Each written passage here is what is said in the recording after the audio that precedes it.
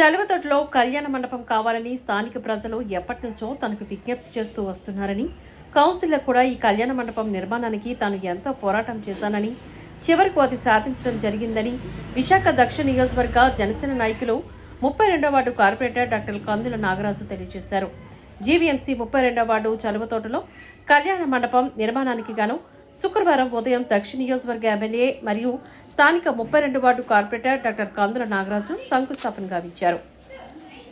మరి council meeting లో తీర్మానం చేయించి ఇక్కడ నా హయాంలో ఈ కళ్యాణ మండపం కట్టడం నాకు చాలా సంతోషదాయకం ఉంది. మరీ ముఖ్యంగా ఇక్కడ చలవతోట కానీ, తారకరామ కాలనీ కానీ, నా నరహరిదొడ్డు కానీ, మరి ఎల్లపారు వీధి కానీ, ఈ చుట్టుపక్కల సుమారుగా 1500-2000 కుటుంబాలు అంటే ఇంచుమించు 10,000 మంది నివాసం ఉంటున్నట్టు ఈ ప్రాంతంలో కనీసం ఎక్కడ కూర్చొని ఎవరైనా సరే చిన్న కార్యక్రమం చేసుకున్నామంటే ఇక్కడ కళ్యాణ మండపం లేదు.